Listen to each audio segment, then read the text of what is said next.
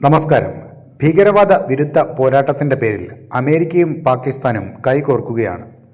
ഇരു രാജ്യങ്ങളും സംയുക്തമായി നടത്തുന്ന ഇൻസ്പയർഡ് ഗാംബിറ്റ് 2026 സൈനികാഭ്യാസത്തിന് പാകിസ്ഥാനിലെ ഖാരിയാനിലുള്ള നാഷണൽ കൗണ്ടർ ടെററിസം സെന്ററിൽ തുടക്കമായി. അമേരിക്കയും പാകിസ്ഥാനും തമ്മിലുള്ള 13ാമത് ഉഭയകക്ഷി സൈനികാഭ്യാസമാണിത്. 2 ആഴ്ച നീണ്ടുനിൽക്കുന്ന ഈ പരിശീലന പരിപാടിയിൽ ഇരു രാജ്യങ്ങളിലെയും കരസേനകളിൽ നിന്നുള്ള പ്രത്യേക വിഭാഗങ്ങളാണ് പങ്കെടുക്കുന്നത്. നഗരപ്രദേശങ്ങളിലെ ഭീകരവാദ വേട്ട, അത്യാധുനിക ആയുധങ്ങളുടെ ഉപയോഗം, തന്ത്രപരമായ നീക്കങ്ങൾ എന്നിവയിലാണ് പ്രധാനമായും ഊന്നൽ നൽകുന്നത്. കഴിഞ്ഞ ഏതാനും വർഷങ്ങളായി പാകിസ്ഥാനിൽ വർദ്ധിച്ചു വരുന്ന ഭീകരാക്രമണങ്ങളുടെ പശ്ചാത്തലത്തിലാണ് ഈ സൈനിക നീക്കം. പ്രത്യേകിച്ച് അഫ്ഗാനിസ്ഥാനിൽ നിന്ന് അമേരിക്കൻ സൈന്യം പിൻവാങ്ങിയതിനു ശേഷം ഉപേക്ഷിക്കപ്പെട്ട ആയുധങ്ങൾ ഭീകരവാദികളുടെ കൈകളിൽ എത്തിയത് പാക് സുരക്ഷാ സേനയ്ക്ക് വലിയ വെല്ലുവിളിയായിരുന്നു.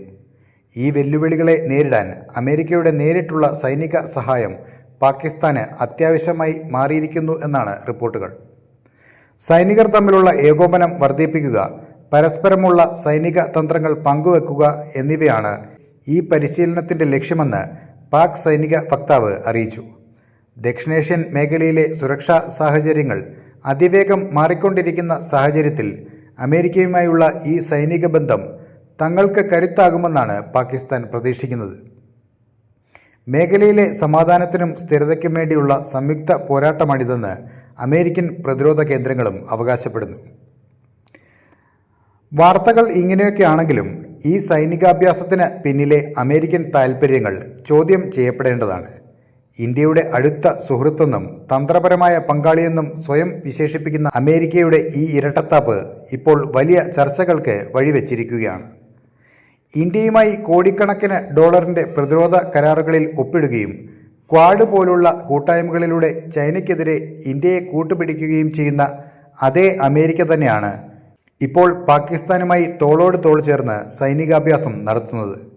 ഇത് കേവലം ഒരു പരിശീലനമല്ല, മറിച്ച് ദക്ഷിണേഷ്യയിലെ ശക്തി സന്തുലിതാവസ്ഥ തകർക്കാനുള്ള ബോധപൂർവമായ ശ്രമമാണ്.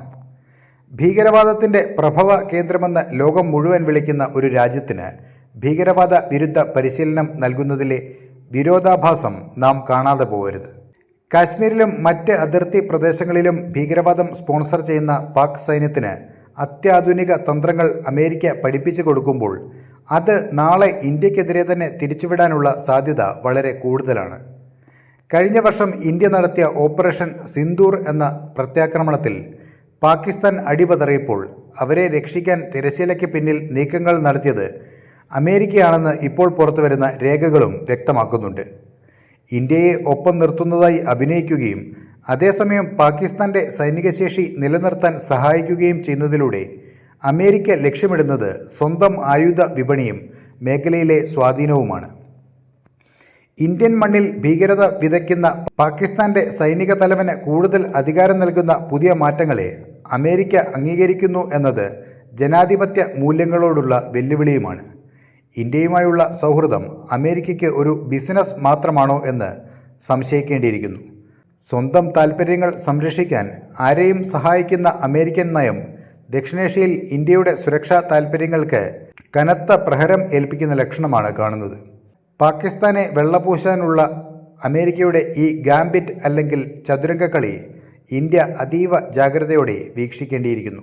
നിങ്ങൾക്കും നിങ്ങളുടെ അഭിപ്രായം കമൻറ്റിൽ രേഖപ്പെടുത്താം. അമേരിക്കയെ നമുക്ക് വിശ്വസിക്കാൻ സാധിക്കുമോ? അപ്പോൾ മറ്റൊരു വാർത്തയുമായി വീണ്ടും കാണാം. നന്ദി.